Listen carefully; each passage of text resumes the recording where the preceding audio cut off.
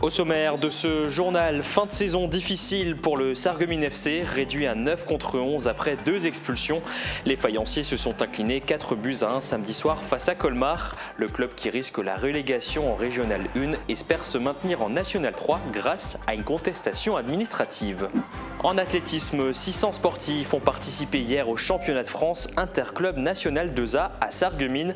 La SSA a signé une belle performance en terminant 2e juste derrière Colmar. Après 3 ans de travaux, la résidence senior Domitis de Sarreguemines est prête à accueillir ses premiers locataires.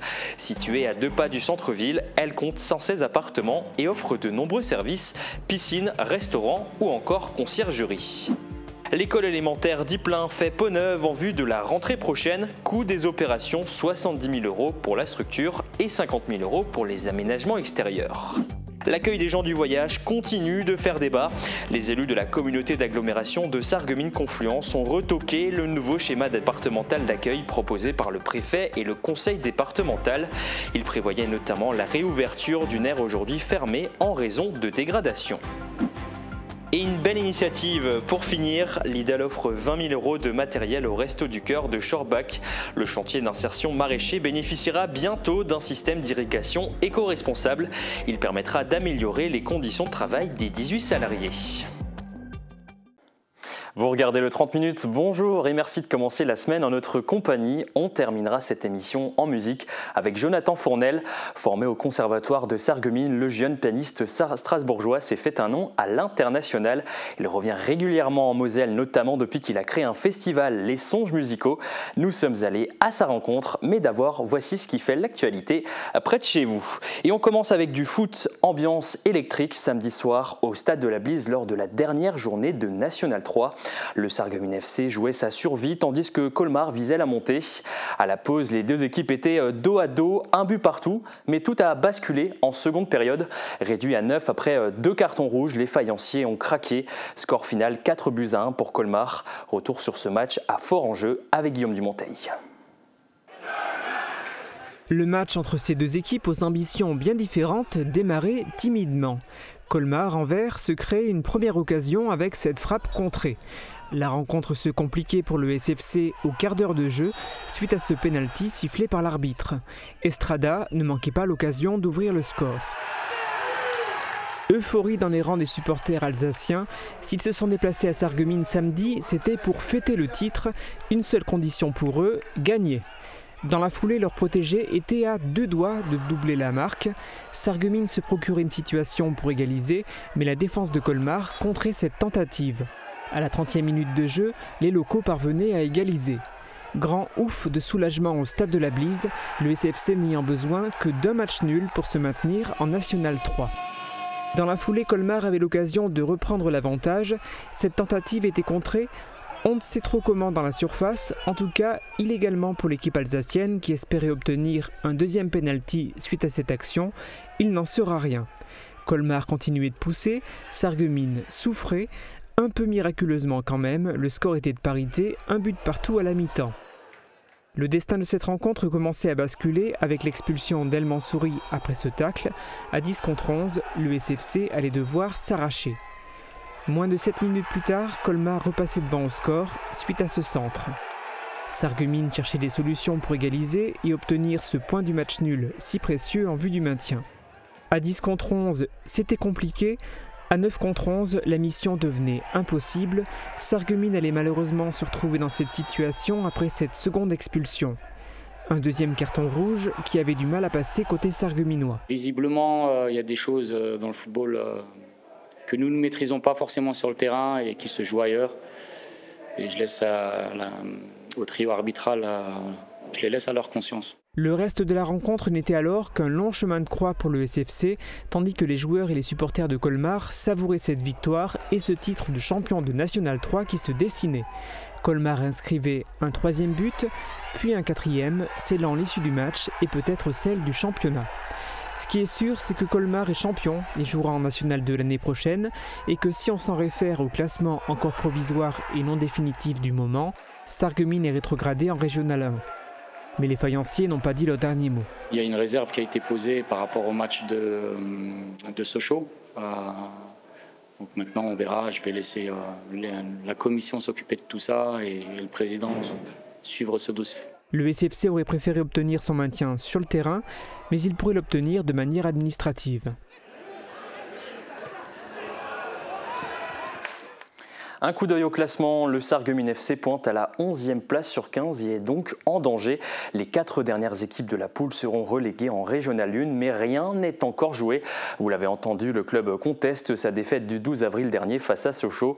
Si la Fédération française de football lui donne raison, Sarreguemines pourrait récupérer des points au classement et se maintenir en National 3. Affaire à suivre, on vous tiendra évidemment informé sur Mosaïque Cristal. Dans une toute autre ambiance, Sarreguemines accueillait ce dimanche le second tour du championnat de France d'athlétisme Interclub 2A. Le beau temps était de la partie, tout comme l'enthousiasme des supporters. Vous allez le voir, nos locaux ont livré de belles performances sous un soleil radieux. Retour sur les temps forts avec Guillaume Dumonteil.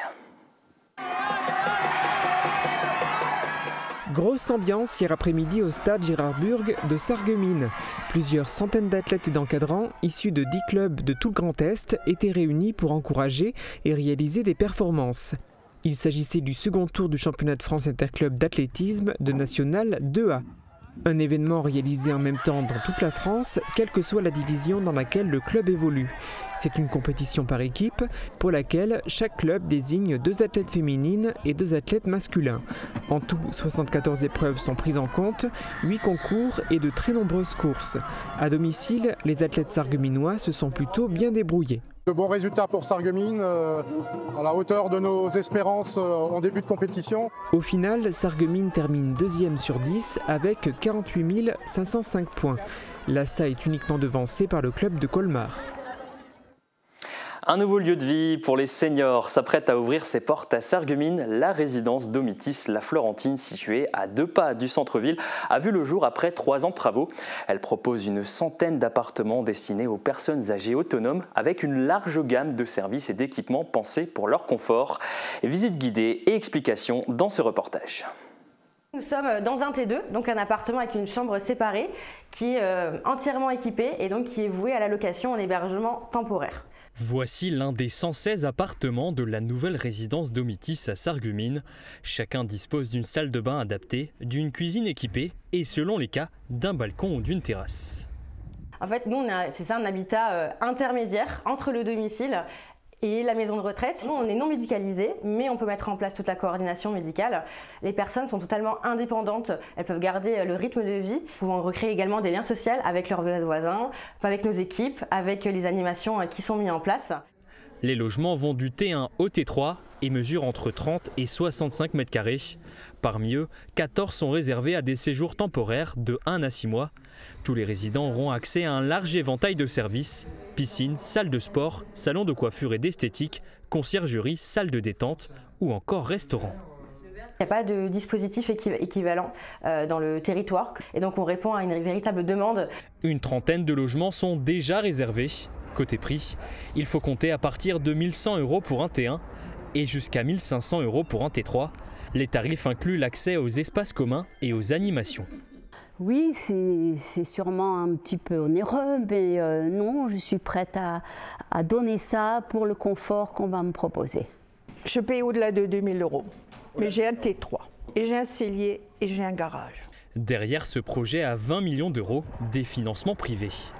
Alors, les appartements ont été vendus à des propriétaires privés et ça va être Domitis qui va les exploiter et va les louer à des personnes âgées. Dans le cadre de la LMNP, c'est un montage fiscal. Généralement, quand un investisseur achète, il a un taux de performance de 3 à 4% sur la durée des 20 ans d'investissement. La Florentine ouvrira officiellement ses portes le 16 juin. Une quinzaine de professionnels ont été recrutés en CDI pour assurer l'entretien et l'ensemble des services de la résidence. Même problématique du côté d'Ypelin, la commune projette d'étendre un lotissement pour répondre aux besoins en logement, notamment pour les seniors. En parallèle, l'école élémentaire se refait une beauté pour accueillir les élèves dans de meilleures conditions à la rentrée. 2 projets présentés au sous-préfet à l'occasion de sa visite annuelle. On fait le point avec Thibaut Desmerlet.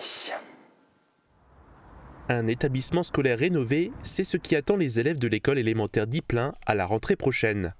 Le chantier est en cours, la fin des travaux est prévue pour mi-août.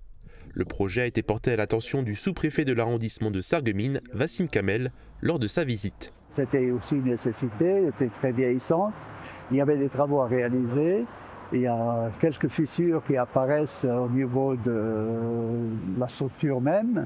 Les abords du bâtiment seront aussi réaménagés.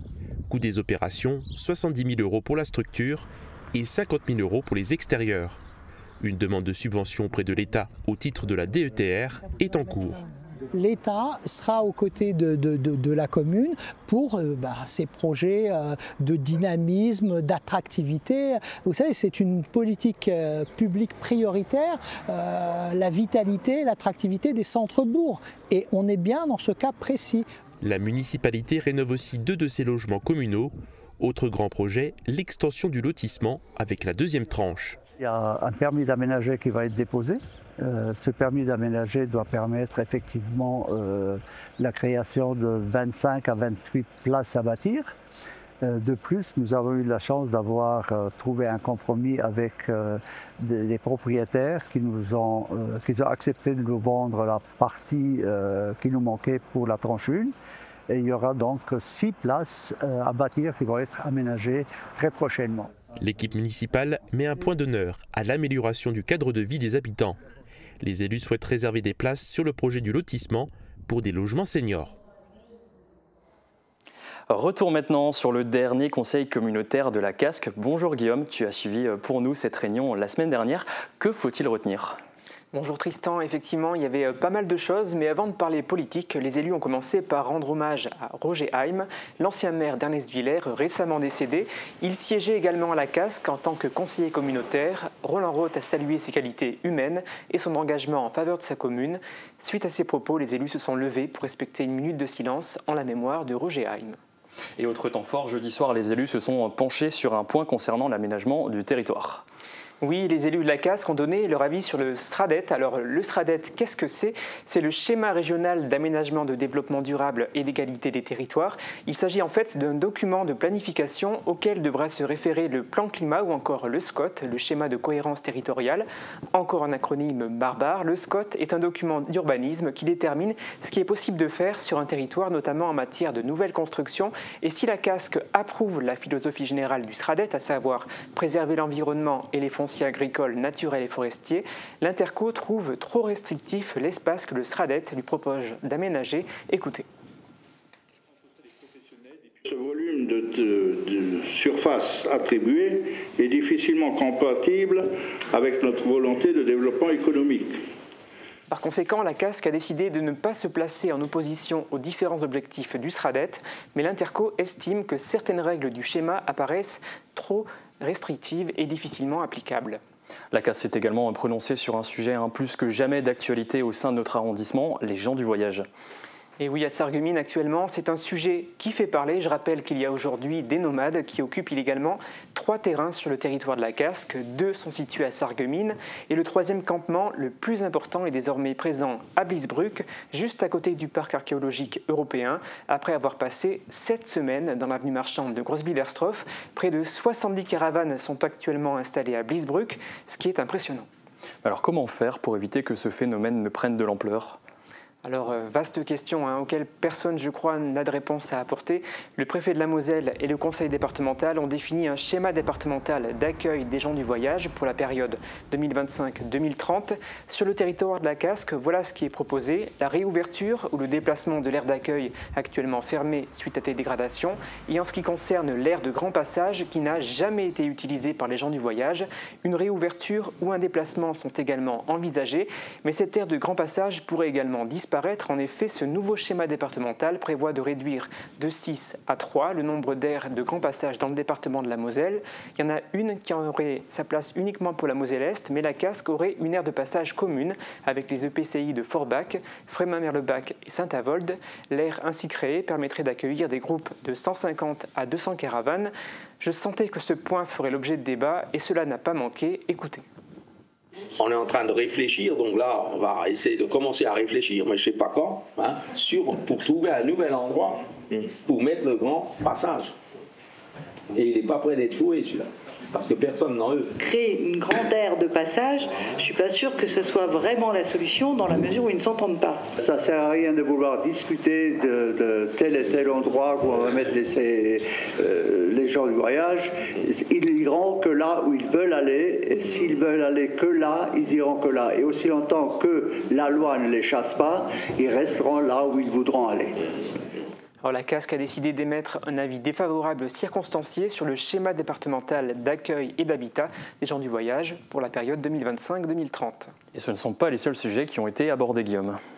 Et oui, les élus ont parlé sport avec la construction prochaine de 2 équipements sportifs que l'on a déjà eu l'occasion d'évoquer dans des émissions précédentes. Alors, je vais commencer par parler de la réalisation d'un parcours d'eau vive à Grosse-Biederstroff. Actuellement, le club de canoë-kayak de la commune gère un parcours sportif et l'association veut changer de braquet et bénéficier d'un stade d'eau vive. Un projet a été retenu. Il consisterait à créer un stade d'eau vive de 150 mètres de long et de 8 à 10 mètres de large qui serait créé dans l'île qui sépare aujourd'hui le canal de la rivière, un scénario qui permettrait de créer des cheminements piétons, une passerelle et une vanne en amont pour accueillir des compétitions de plus haut niveau que celles qui sont aujourd'hui proposées. Le coût du projet s'élève à 1 922 000 € hors taxe. Plusieurs subventions sont attendues. La participation financière de la CASC pour ce projet, qui pourrait être réalisé en 2027, s'élèverait à 450 000 €. Un plan de financement consolidé sera bientôt soumis au conseil communautaire. Les amateurs de sport en eau vive peuvent donc se réjouir, on l'a bien compris. Et d'ailleurs, ce n'est pas les seuls, les golfeurs aussi. Et oui, c'est un point dont j'ai aussi déjà eu l'occasion de parler. Actuellement, le golf Sarreguemines-Confluence dispose uniquement d'un parcours de 18 trous. Il a la réputation d'être assez exigeant et pour permettre aux golfeurs moins expérimentés de s'aguerrir, la CASC a l'intention de créer un parcours compact de 9 trous. Il verrait le jour en 2026 et son coût avoisinerait les 480 000 € hors taxe. À noter que d'autres travaux préparatoires doivent être réalisés cette année. Un chantier qui s'élèverait, lui, à 221 300 € destiné à modifier le parcours de 18 trous. La collectivité, en créant un second parcours compact de 9 trous, attend derrière une hausse des recettes avec l'arrivée de nouveaux golfeurs. Dans le même temps, comme c'est Degreen qui s'occupe de l'entretien du golf Sarreguemines-Confluence, on peut noter cette information qui concerne directement cette entreprise. Elle va acheter à la CASC un délaissé de 880 mètres carrés au prix de 2 200 € hors taxe. Ce terrain est situé sur le parc d'activités de Vousvillers. Il va permettre à Degreen de stocker du matériel. Et il a également été question de tourisme fluvial, Guillaume. Et oui, les élus ont effectivement validé un point concernant l'association Bassin touristique de la Sarre et de la Marne-au-Rhin. C'est à elle notamment qu'on doit le festival Terre d'eau qui a fait escale l'an dernier à Sarreguemines. Ces images sont là pour nous rafraîchir la mémoire. Eh bien, cette association Bassin touristique de la Sarre et de la Marne-au-Rhin prend davantage d'épaisseur. Elle va bénéficier de fonds européens et les EPCI membres de cette association vont lui verser davantage d'argent. La CASC, par exemple, s'engage à lui verser 21 000 € en 2025, en 2026 et en 2027, contre 14 700 € en 2024. Et d'autres organismes vont toucher des subventions. Et oui, la CASC va verser 95 000 € par an à Moselle Attractivité, 276 000 € d'aide financière à la SEM-SCH pour la réhabilitation du foyer Amelie en pension de famille et en résidence sociale. Et en matière de logement, toujours une convention de projet va être signée avec le PFGE et la commune de Serralbe pour un projet de création de 55 logements sociaux et classiques. Et voilà pour ces informations communautaires. Merci beaucoup Guillaume pour ce compte-rendu. On s'intéresse maintenant à un autre coup de pouce et ça concerne cette fois les Restos du Cœur. Lidl vient d'annoncer un nouveau don matériel à hauteur de 20 000 € pour la section locale de Schorbach, de quoi faciliter le quotidien des travailleurs sur le chantier d'insertion de l'association. Les détails dans ce reportage d'Emilia Zell et Camille Henriot. Un nouveau don pour les Restos du Cœur de Schorbach. Un système d'irrigation goutte à goutte sera bientôt installé sur ce chantier d'insertion. Il permettra notamment d'alimenter ce maraîcher de façon éco-responsable. Il va servir justement à irriguer les cultures plutôt que de le faire tous les jours à coups d'arrosoir ou de tuyaux d'arrosage. Il y a les week-ends en été, les périodes où les salariés ne sont pas là, où ça pose des problèmes. Donc un système de goutte à goutte comme ça va permettre de mouiller les cultures et tout ça pour que ça produise tout au long de l'été. Un don matériel à hauteur de 20 000 €. La nouvelle a été annoncée par le distributeur Lidl. L'entreprise soutient l'association caritative depuis plus d'une dizaine d'années. On s'inscrit dans une démarche de partenariat solidaire et on a multiplié les actions et j'espère qu'on en fera plusieurs autres. On partage certaines valeurs, notamment de solidarité. Au total, 18 personnes travaillent actuellement sur ce chantier d'insertion. Autre initiative caritative, cette fois à Sarreguemines, un frigo solidaire destiné au personnel a été installé au restaurant de l'hôpital Robert Pax. Cet équipement a vu le jour grâce à un don de 1 200 € du Lions Club de Sarreguemines. Les fonds ont été recueillis durant l'opération Soupe des chefs au marché de Noël de Sarreguemines. Une action anti-gaspillage puisque chaque jour, 3000 repas sont préparés au centre hospitalier. Les surplus sont dorénavant conditionnés dans des barquettes que le personnel peut prendre gratuitement. Un second frigo sera bientôt installé au sein de l'hôpital. Bonne nouvelle, la jeune association Action Forêt va enfin disposer de locaux pour accueillir le public. La semaine dernière, une convention a été signée avec la mairie de Bitche. Elle prévoit le prêt d'un local situé dans la maison des associations et ce pendant 1 an. Les bureaux seront ouverts les mardis et vendredis de 9h à midi. Créé l'an dernier, Action Forêt a pour mission de répondre aux besoins des propriétaires de petites parcelles dans la forêt de Bitche. Précision avec Jean-François Reinert, le président de l'association. Il est interrogé par Émilie Hazel. Pourquoi vous avez signé cette convention aujourd'hui ? Alors nous avons signé cette convention avec la ville de Bitche. Il s'agit essentiellement d'un accueil et d'un accompagnement dans l'exercice des missions de notre association. La ville de Bitche nous permettra, dans un local, de pouvoir mettre à disposition les compétences d'un conseiller forestier de la Chambre d'agriculture de la Moselle, 2 demi-journées par semaine. Ces compétences seront destinées à travailler un peu, à aiguiller, à réfléchir sur le développement de la propriété privée, la petite propriété privée forestière sur le territoire de Bitche. Alors ce local-là, pour nous, c'est important parce que ça signifie qu'à un endroit, on peut trouver un interlocuteur, quelqu'un à qui parler des problématiques forestières. Comme votre association est très jeune, est-ce que vous pouvez nous la présenter rapidement ? Alors cette association, son but, c'est essentiellement de réfléchir un peu et de travailler auprès de la santé de la forêt, du développement économique mais aussi écologique de la forêt, d'une forêt qui soit au service de la diversité, cette diversité qui apporte le bien-être et le développement des arbres, mais aussi de voir comment toute la filière forestière peut se développer, de travailler avec l'ensemble des partenaires, que ce soit par exemple la Chambre d'agriculture de la Moselle, mais tous les autres partenaires qui peuvent avoir un intérêt à ce que la forêt se développe. Alors pour que cette association puisse se développer, il faut des adhérents, effectivement, et donc je lance un appel à adhésion et à cotisation bien entendu, puisque nous sommes effectivement très jeunes. Le palmarès 2025 du programme Pavillon Bleu est tombé. Sans surprise, le port de Sarreguemines conserve son précieux label qu'il décroche chaque année depuis 2003. Cette distinction décernée à plus de 5200 sites dans 52 pays garantit un tourisme respectueux de l'environnement et des usagers. Elle évalue notamment la gestion des déchets, la protection de la biodiversité et la sensibilisation au développement durable. Dans le Grand Est, 12 autres sites ont également été labellisés Pavillon Bleu. On lève les yeux vers le ciel à présent. La météo de demain s'annonce ensoleillée. On fait le point avec Sandrine Serbino. Couverture, crépissage, peinture et isolation. Avec Moder Habitat, votre maison sera belle et confortable par tous les temps. Radio Studio 1, 105.8, la radio qui pulse entre Bitche et Sarreguemines. De la pop, du rock, des années 80 et une équipe qui vit la musique à fond. Radio Studio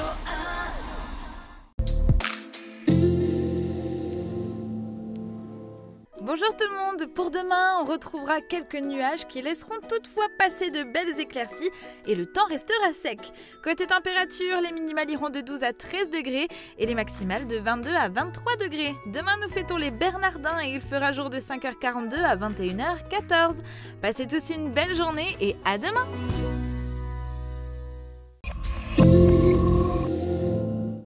Les audioprothésistes sont-ils bien formés et compétents ? À la passion de l'audition, vous êtes accompagné par des spécialistes de l'audition.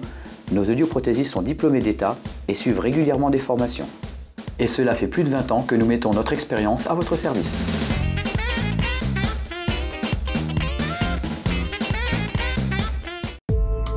Bienvenue chez Capucine, un café fleur, fleuriste et lieu de pause à Velferdin. Nous vous proposons des bouquets pour toutes occasions, mariage, anniversaire, hommage ou simples attentions.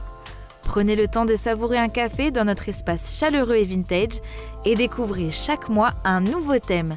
Café légende, naturopathie, médecine chinoise et plus encore. Café Fleurs, un lieu où la beauté des fleurs rencontre le bien-être. Et n'oubliez pas dimanche 25 mai, la fête des mères.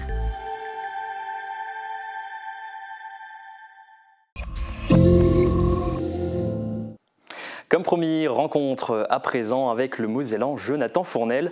Depuis le conservatoire à Sarreguemines sous la houlette de son père, ce pianiste de 31 ans désormais a tracé sa route à travers le monde. Artiste de renom, il est également le co-créateur d'un festival, les Songes musicaux, un temps musical et d'échange pour reconnecter les Mosellans à la culture classique, parfois jugée élitiste. C'est un portrait signé Marivin et Vadim Iliex.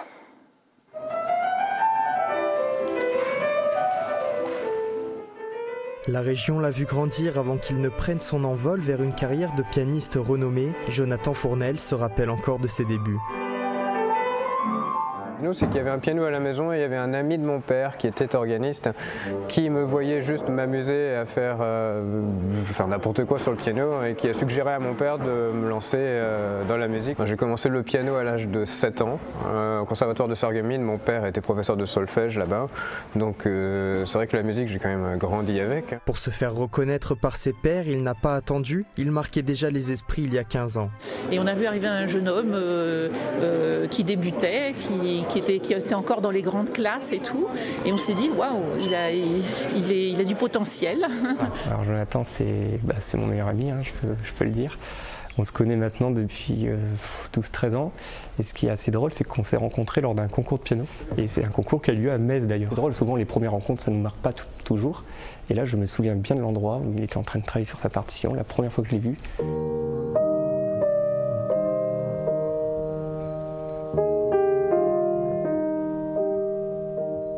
Après avoir sillonné le monde pour se produire, ce Sarrebourgeois de 31 ans revient au pays avec la création du festival Les Songes musicaux.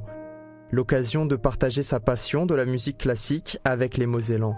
De temps en temps peut-être pas avoir accès en fait à cette musique qui de temps en temps est surtout représentée comme élitiste, hein, et pourtant elle est offerte et elle est faite pour tout le monde, et donc c'est ça qu'on a aussi envie de montrer, c'est qu'on est là pour pouvoir l'offrir à tout le monde, à toutes les personnes qui viennent pour la découvrir. Offrir un bon moment au public mais aussi un instant entre amis, voilà la finalité de ce week-end sans fausse note. C'est un moment très festif pour nous. Donc c'est en fait entre répétitions sérieuses, on rigole beaucoup ensemble. Enfin voilà, c'est vraiment un peu des retrouvailles quoi. Donc très agréable.